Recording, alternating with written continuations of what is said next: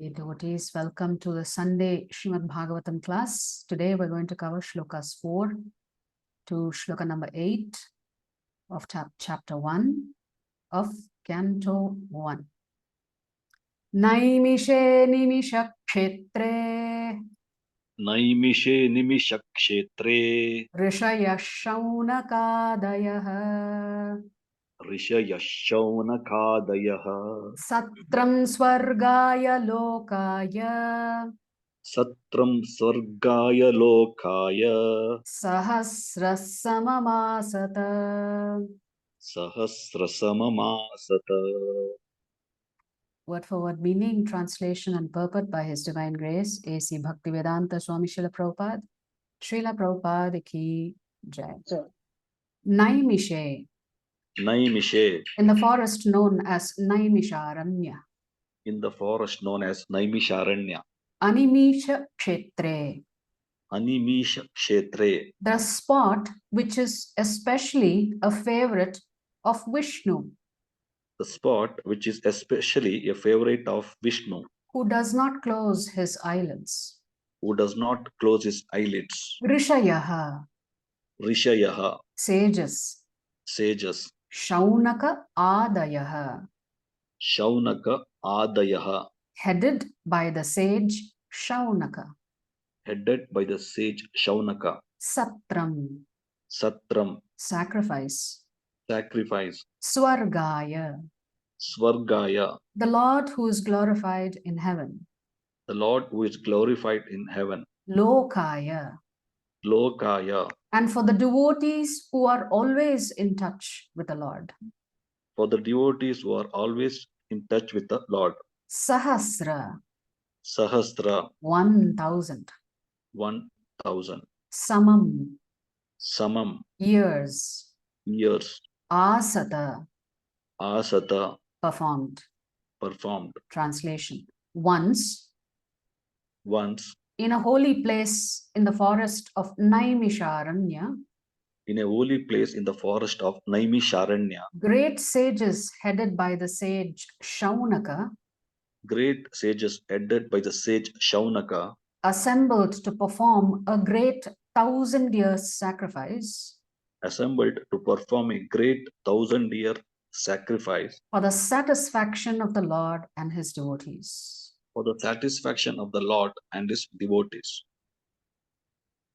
So let's quickly read what Prabhupada is saying in the purport. The purport to these shlokas that we're covering today are relatively short. So in the previous two shlokas, especially shloka 1 and 2 of chapter 1 of Canto 1, Prabhupada had given a very detailed purport, but here Prabhupada's purports are relatively short for these shlokas. So Prabhupada says, the prelude of the Srimad Bhagavatam was spoken in the previous three shlokas. The previous three shlokas is Sambandha, Abhidheya, and Prayojana, representing these three assets or facets of the relationship between the Jivatma and the Paramatma. Such a relationship is eternal, and such a relationship culminates in love of Godhead. Now, the main topic of this great literature is being presented. Srimad Bhagavatam, after its first recitation by Srila Shukadeva Goswami, was repeated for the second time at Naimisaranya. So the first time, Shukadeva Goswami speaks it to Parikshit Maharaj. And now here, Suta Goswami is speaking it to the sages of Naimisaranya. In the Vayaviya Tantra, it is said that Brahma, the engineer of this particular universe, contemplated a great wheel which could enclose the universe. The hub of this great circle was fixed at a particular place known as Naimisaranya. Similarly, there is another reference to the forest of Naimisaranya in the Varaha Purana, where it is stated that by performance of sacrifice at this place, the strength of demoniac people is curtailed Thus, Brahmanas prefer Naimisaranya for such sacrificial performances. Prabhupada is giving two references to Naimisaranya. One here in the Bhuloka planet, the other one that Lord Brahma was contemplating as the hub around which this entire universe is going to be structured. The devotees of Lord Vishnu offer all kinds of sacrifices for his pleasure. If we recall from chapter 3 of the Bhagavad Gita, the Lord says yajna must be performed by all of us. We don't have a choice. If we perform yajna for the pleasure of the demigods will supply us everything that we need to live a peaceful existence here on this planet Earth. So the Lord designs this place in such a beautiful way that even though we are here in this jail cell, that is dukkhalayam ashashvatam, nevertheless, the Lord is so merciful that he makes all arrangements for you and me. If you go to a jail cell here in common society, the conditions may be very pathetic. A very small cell with maybe limited supply of food and water and limited abilities to go out and associate with others. But that's not how the Lord is with you and me. He has constructed this universe and made sure there is adequate supply. But to get that supply, what is it that you and me need to do? We need to perform yajna.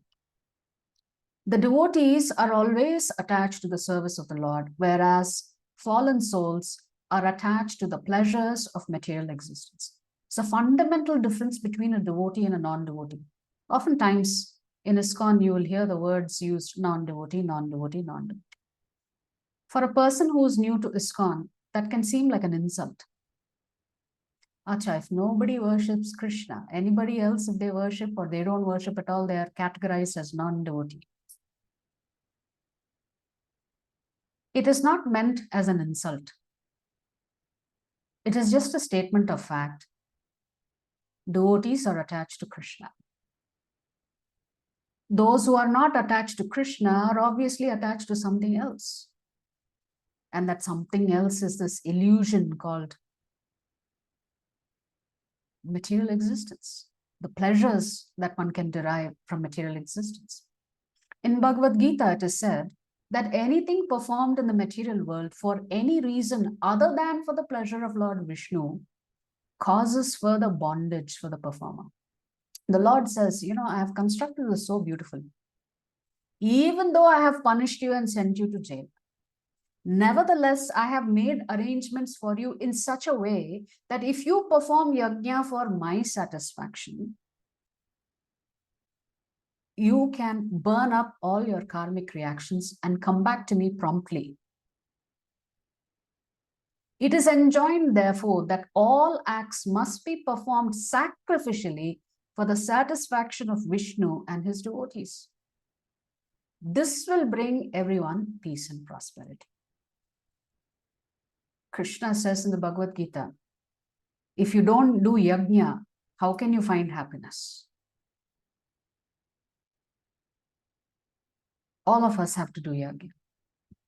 But the word yajna, when we were discussing one of the shlokas, I don't remember which shloka in chapter 10, maybe it was, I don't know if it's shloka 18 or 19 or 20, I'm not able to recollect right now, where we read Chaitanya Charan Prabhu's commentary on that shloka. This fire is not a physical fire. Of course, one aspect of yajna is the physical fire and what we offer as oblations into that fire. But in chapter 4, the Lord gives so many examples of different types of yajna. Fireless yajna and yajna involving fire. So fireless yajna in Kali Yuga is to simply chant the holy names of the Lord for his satisfaction. If you do that, it will bring you peace and prosperity. The great sages are always anxious to do good to the people in general. And as such, the sages headed by Shaunaka and others assembled at this holy place of Naimisaranya with a program of performing a great and continuous chain of sacrificial ceremonies. The sages are always worried about you and me. Why do sages give up their family, take up to renunciation? They are not doing it for their own self-satisfaction. They're actually doing it for the benefit of humanity. But the greatest sage is that sage who connects you back with Krishna. So as some of you would have attended the Saturday evening program in the temple, we talked about how do you distinguish between a real guru and others, a bona fide guru and others. The answer to that question was quite simple. Any guru who draws attention to himself, but not to the teachings established by the Lord, one has to think twice. Any guru who connects you back to Krishna is the only guru that you should follow. So Prabhupada writes here, forgetful men do not know the right path for peace and prosperity. However, the sages know it well. And therefore, for the good of all men, they are always anxious to perform acts which may bring about peace in the world. Hence, these sages in Naimisaranya were undertaking 1,000-year sacrifice because Kali Yuga had started. And they knew that Kali Yuga Vasis are going to face a great deal of turbulence in Kali Yuga. They are sincere friends to all living entities, and at the risk of great personal inconvenience, they are always engaged in the service of the Lord for the good of all people. They may put themselves through severe austerities just to get one Jivatma connected back to Krishna. What to speak of thousands of Jivatmas that Srila Prabhupada connected back to Krishna. Lord Vishnu is just like a great tree, and all others, including the demigods, men, siddhas, charanas, vidyadharas, and other living entities are like branches, twigs, and leaves of the tree. By pouring water on the root of the tree, all the parts of the tree are automatically nourished. Only those branches and leaves which are detached cannot be satisfied. Meaning, if you've detached yourself from Krishna, whatever yajna you perform, how can that bring you satisfaction? Ultimately, we have to be connected to Krishna, the source. Detached branches and leaves dry up gradually despite all watering attempts. So Prabhupada is saying, you can keep watering a branch that has fallen off the tree or a leaf that has fallen off the tree. You're just wasting water. That branch and tree is not going to exist after some time. It's going to just merge with the soil. Similarly, human society, when it is detached from the personality of Godhead, like detached branches and leaves, is not capable of being watered. And one attempting to do so is simply wasting his energy and resources. Krishna says the same thing in the Bhagavad Gita. Stop wasting your time doing all kinds of nonsense sacrifices and nonsense austerities. Just worship me, because if you're not worshipping me, anything else that you do is just a sheer shrama eva hi kevalam. You're just wasting your time and energy. The modern materialistic society is detached from its relation to the Supreme Lord. And all its plans, which are being made by atheistic leaders, are sure to be baffled at every step. yet they do not wake up to this. So we falsely think that we can make ourselves comfortable here. No amount of comfort is going to bring you eternal happiness. That happiness, the reservoir of all that happiness, is Krishna. So if you're not connected to Krishna, you can make all kinds of arrangements to make your life comfortable, but it's not possible. Therefore, Srila Prabhupada is saying, yet they do not wake up to this. So that is called Maya. You're an illusion. In this age, the congregational chanting of the holy names of the Lord is the prescribed method for waking up. The ways and means are most scientifically presented by Lord Sri Chaitanya Mahaprabhu. And intelligent persons may take advantage of his teachings in order to bring about real peace and prosperity. Srimad Bhagavatam is also presented for the same purpose. And this will be explained more specifically later in the text. So anybody who takes to Krishna consciousness, Prabhupada is saying, is intelligent. You've understood that life seems to be quite futile. Everything that we do to stay here longer, to look more beautiful, to lengthen our life, to accumulate more wealth, all of that is futile if you're not connected to Krishna.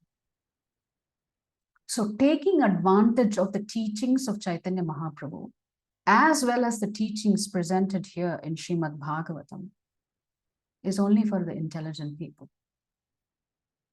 Others are too busy doing their own things. So next shloka, recitation. Ta ekada tu munayaha त एकदा तु मुनयः pratar huta hutagnayah प्रातर्हुत उतग्नयः pratar huta hutagnayah प्रातर्हुत उताग्नयः satkritam sutamasinam सत्कृतं सूतमासीनं paprachur idamadarat. पप्रचुर इदम् आदरात्. Word for word meaning. Te, Te, the sages.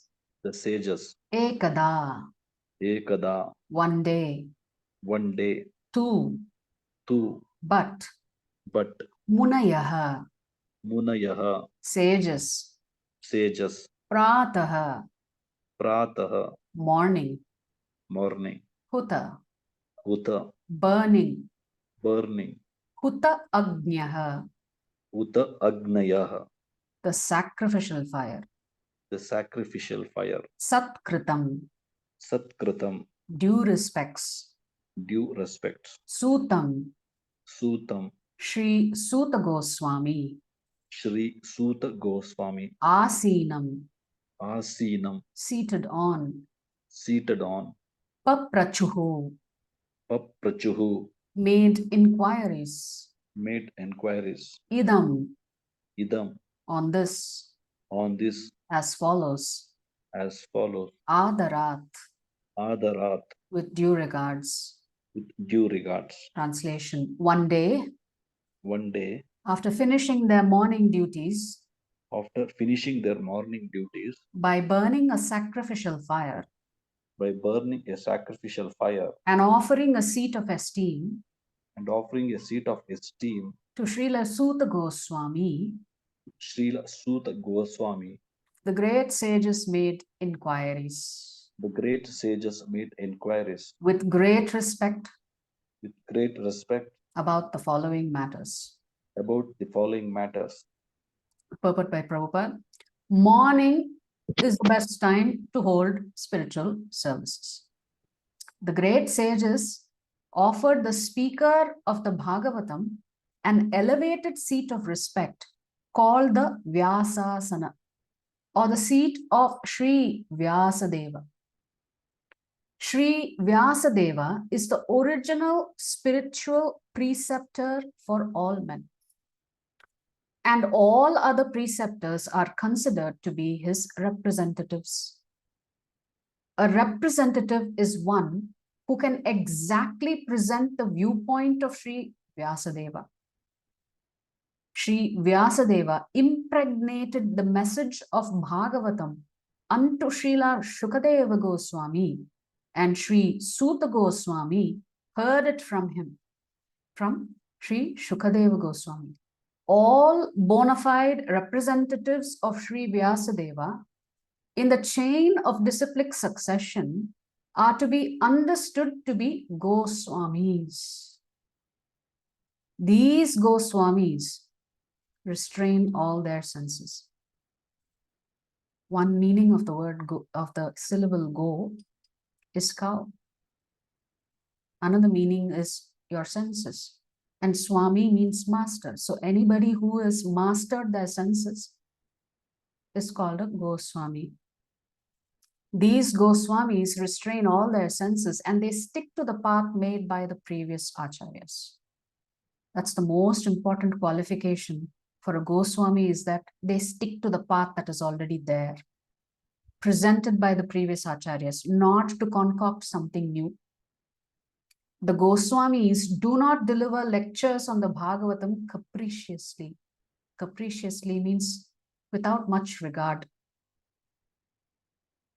Rather, they execute their services most carefully, following their predecessors who delivered the spiritual message unbroken to them. So even in Bhagavad Gita, when the Lord talks about evam parampara praptam imam rajarshayo viduhu, that chain, Krishna says, was broken sometime. And when that chain breaks, the Lord has to come to re-establish that dharma. But if the chain remains unbroken, then the process is flawless. The knowledge is flawless. Those who listen to the Bhagavatam may put questions to the speaker in order to elicit the clear meaning, but this should not be done in a challenging spirit. So, even in Sloka 34 of chapter 4, Krishna says, submissively, one must approach the spiritual master with a submissive spirit. One must submit questions with a great regard for the speaker and the subject matter. So two things should be honored when you're asking questions. You should honor the speaker and you should honor the subject matter being spoken by the speaker. Here, of course, the subject matter are Srimad Bhagavad Gita, Srimad Bhagavatam, Sri Chaitanya Charitamrita. Our holy scriptures is what this is referencing. This is also the way recommended in Bhagavad Gita. One must learn the transcendental subject by submissive oral reception from the right resources. You have to hear from an acharya, and your mood when you're hearing should be submissive. Therefore, these sages addressed the speaker Suta Goswami with great respect. Shloka number 6. Rishaya uchuhu. Rishaya uchuhu. Tvaya khalu puranani. Tvaya khalu puranani. Seti hasani chanagha. Seti asani chanaga. Akhyatanyapyadhitani. Akyatanyapyadhitani. Dharma shastrani yanyuta. Dharma shastrani yanyuta. What for one meaning? Rishayaha. Rishayaha. The sages. The sages. Uchuhu. Uchuhu. Said. Said. Tvaya. Tvaya. By you. By you. Khalu. Khalu. Undoubtedly. Undoubtedly. Puranani. Puranani. The supplements to the Vedas. The supplements to the Vedas. With illustrative narrations. with illustrative narrations. Sa itihasani, Sa iti asani, along with the histories. along with the histories. Cha Cha and and anagha, anagha, freed from all vices. freed from all vices. Akhyatani, Akyatani, explained. explained. Api, Api, although. although. Adhitani, Adhitani, well read. well read. Dharma shastrani, Dharma shastrani, scriptures giving right directions to progressive life. scriptures giving right directions to progressive life. Yani, Yani, all these. all these. Uta, Uta, said. said. Translation. The sages said, The sages said, respected Suta Goswami, respected Suta Goswami, you are completely free from all vice. you are completely free from all vice. You are well versed in all the scriptures, You are well versed in all scriptures, famous for religious life, famous for religious life, and in the Puranas and in the Puranas, and the histories as well. and the histories as well. For you have gone through them For you have gone through them under proper guidance under proper guidance and have also explained them. and have also explained them. So here the sages are acknowledging the fact that Suta Goswami has learnt the Srimad Bhagavatam by hearing from an exalted personality like Shukadev Goswami. And not only that, he has already practiced preaching it. Purport. A Goswami, or the bona fide representative of Sri Vyasadeva, must be free from all kinds of vices. The four major vices of Kali Yuga are illicit connection with women, animal slaughter, intoxication, speculative gambling of all sorts. A Goswami must be free from all these vices before he can dare sit on the Vyasasana. No one should be allowed to sit on the Vyasasana who's not spotless in character and who is not freed from the above mentioned vices. He not only should be freed from all such vices, but also must be well versed in all revealed scriptures or in the Vedas. The Puranas are also part of the Vedas, and histories like the Mahabharata or Ramayana are also part of the Vedas. The Acharya or the Goswami must be well acquainted with all these literatures. To hear and explain them is more important than reading them. You learn more when you teach than when you read for yourself. So whatever you have learned, you have to carry that knowledge forward. You have to give that knowledge to others. The best way to do it is through preaching. One can assimilate the knowledge of the revealed scriptures only by hearing and explaining. Hearing is called Shravana, and explaining is called Kirtana. So Kirtana is not restricted to only musical Sankirtan. Actually, Sankirtan means all of us singing together. Otherwise, Kirtana means after you've heard, you have to explain. That is Kirtana. The two processes of Shravana and Kirtana are of primary importance to progressive spiritual life.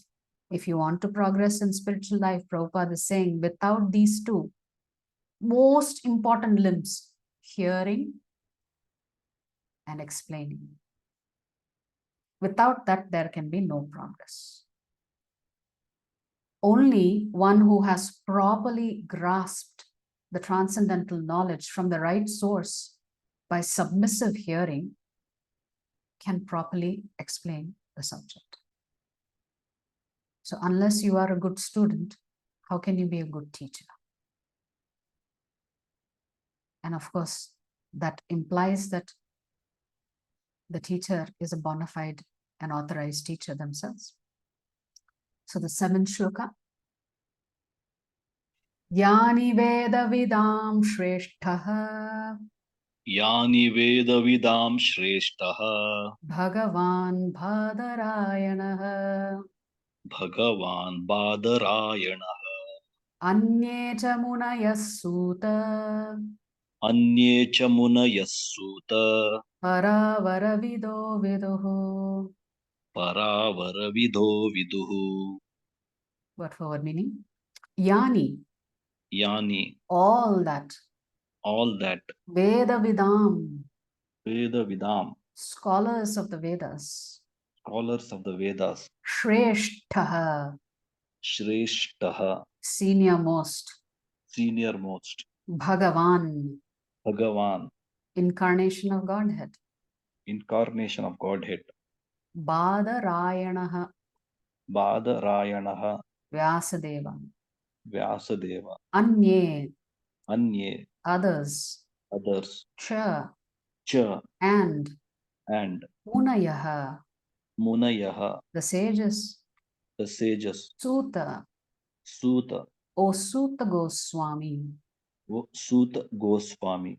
Paravaravidaha, Paravaravidaha, amongst the learned scholars, amongst the learned scholars. one who is conversant One who is conversant with physical and metaphysical knowledge.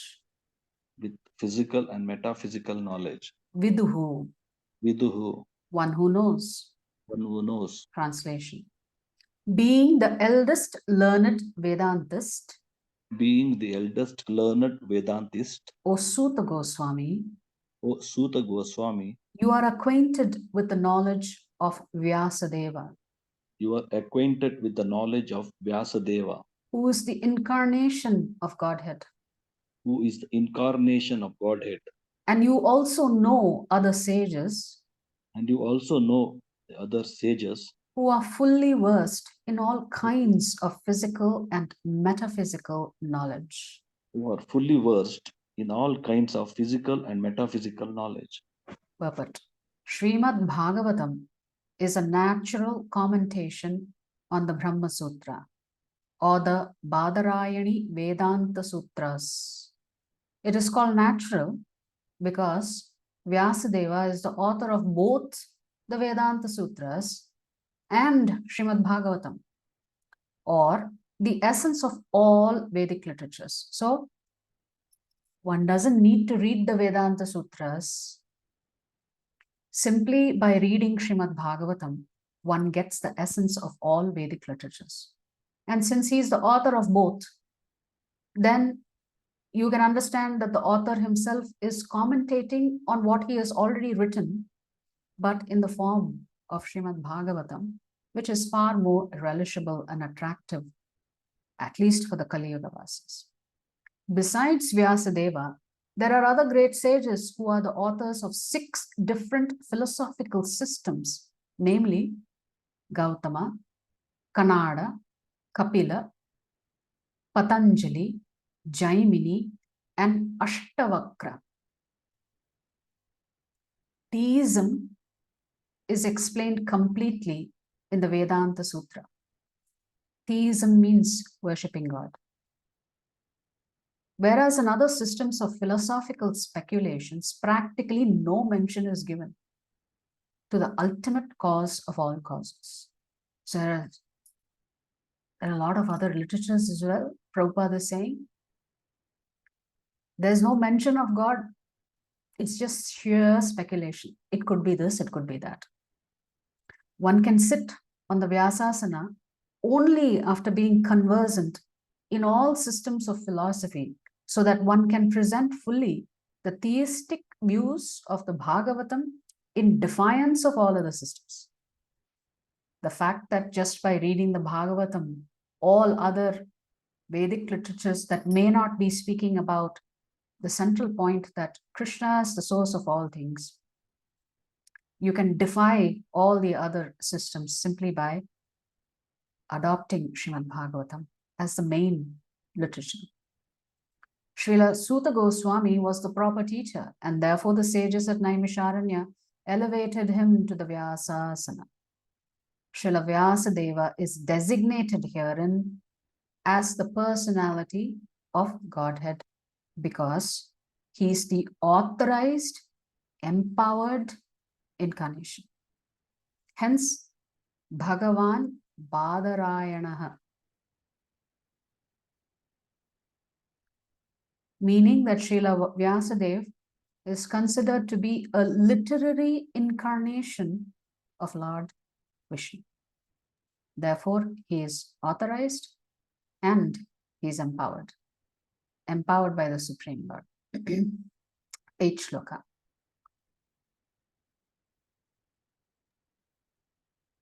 Vettatvam saumya tat sarvam Vetatvam saumya tat sarvam tatvatastad anugrahat tatvatastad anugrahat bruyuhu snigdhasya shishyasya bruyuh snigdhasya shishyasya guravo guhyamapyuta. guravo guhyam apyuta. Word for word meaning.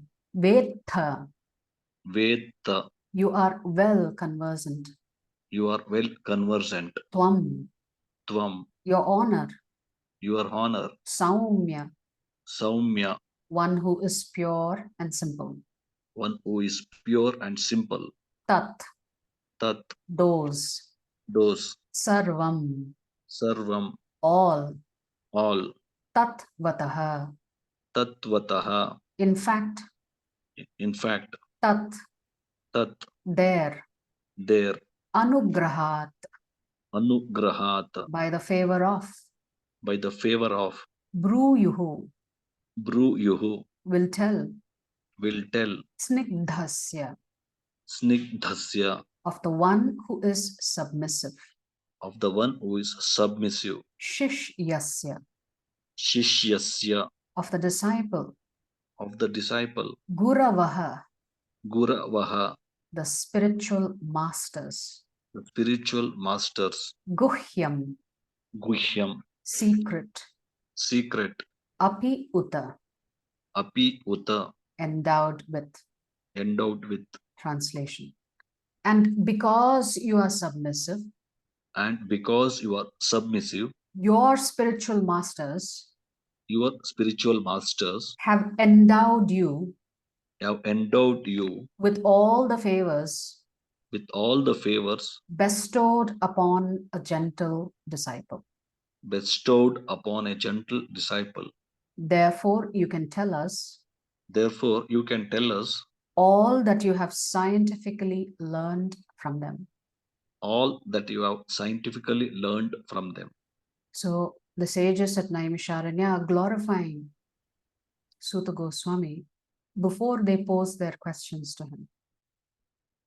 Anytime an exalted personality comes into a congregation of people, if the people recognize that that person is an exalted personality, the first thing one does is glorify.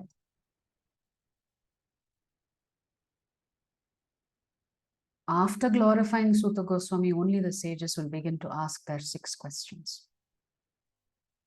Purport. The secret of success in spiritual life is in satisfying the spiritual master and thereby getting his sincere blessings. The statement is an emphatic statement by Prabhupada. The formula is quite simple. Our duty is to satisfy the Vaishnavas. Our duty is to simply follow the instructions of the spiritual master. If one faithfully follows the instructions of the spiritual master, automatically we receive the spiritual master's mercy. And because of the spiritual master's mercy, one makes advancement in spiritual life. Therefore, if one needs the mercy of the spiritual master, there's no secret to this. You just have to follow the instructions. And simply by following the instructions of the spiritual master, you become an exalted devotee yourself. Srila Vishwanatha Chakravarti Thakura has sung in his famous 8 stanzas on the spiritual master as follows. I offer my respectful obeisances unto the lotus feet of my spiritual master. Only by his satisfaction can one please the personality of Godhead. And when he is dissatisfied, there is only havoc on the path of spiritual realization. It is essential, therefore, that a disciple be very much obedient and submissive to the bona fide spiritual master. So one may ask, what if there is a great distance between me and my spiritual master? How do I be obedient? A spiritual master has representatives everywhere. So if you're working within a temple environment, one must be obedient to the desires of the temple president. One must be submissive to the senior Vaishnavas in the temple, because the senior Vaishnavas represent the spiritual master. But the spiritual master is not going to be assessing you all the time, especially if you're not in their proximity. Srila Suta Goswami fulfilled all these qualifications as a disciple, and therefore he was endowed with all favors by his learned and self-realized spiritual masters such as Srila Vyasadeva and others. So if you want to receive the mercy of acharyas, spiritual masters, and great Vaishnavas, one must only follow their instructions. The sages of Naimisaranya were confident that Srila Suta Goswami was bona fide. Therefore, they were anxious to hear from him. When we were listening to the video by His Holiness Bhakti Charu Swami Maharaj about Vaishnava Sadachar, Maharaj so beautifully explained how compassion flows from a senior Vaishnava to a junior devotee. How the anxiety to hear from a senior Vaishnava has to be the mood in which a junior Vaishnava approaches a senior Vaishnava. And how there is an atmosphere of love and friendship with those Vaishnavas who you consider to be your peers. So an Acharya is always compassionate and giving you his mercy. And as a student, to extract his mercy, you should be anxious to hear from him, and you should be anxious to follow his instructions. So the formula for success is very simple. Find a bona fide guru, follow his instructions, make progress on your spiritual path, and your guru personally introduces you to Krishna. So your calling card to show to Krishna at the time that you enter the spiritual world is, whose disciple are you?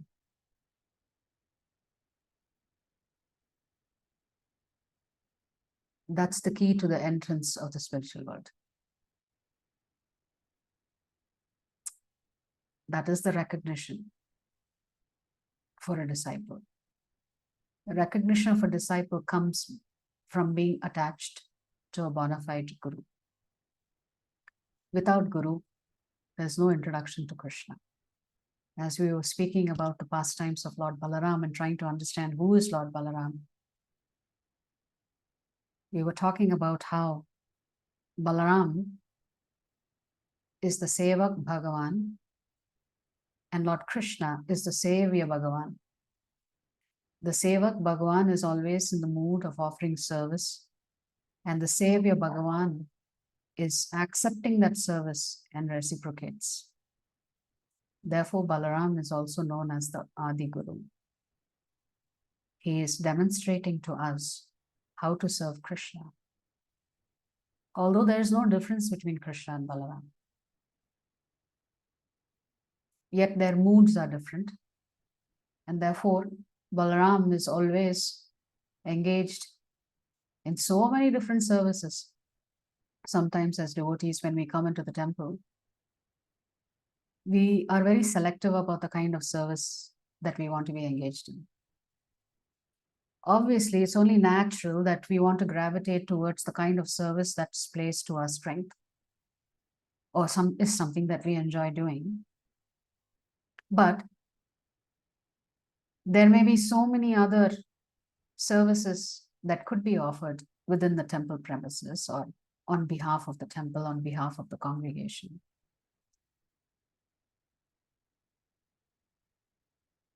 I was listening to a devotee who was telling me a little small pastime of His Holiness Lokanath Swami Maharaj.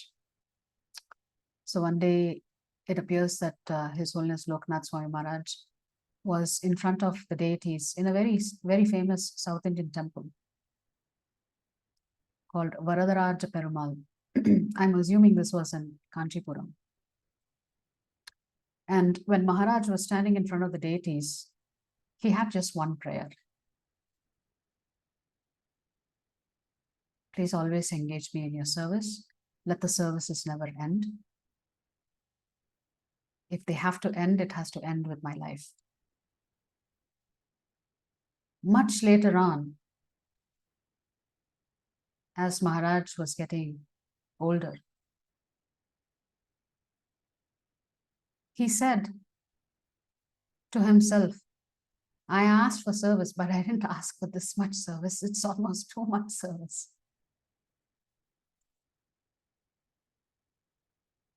So he went back, Maharaj went back to the same temple in front of the deity and requested the deity, I know I asked for service. And I know I also asked that my services may never end.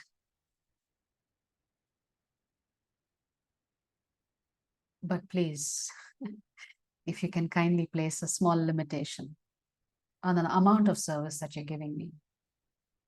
Sometimes the services can overwhelm one after a period of time.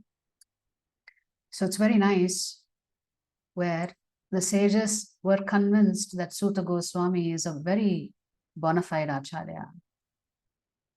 And therefore, they were ready to hear from him.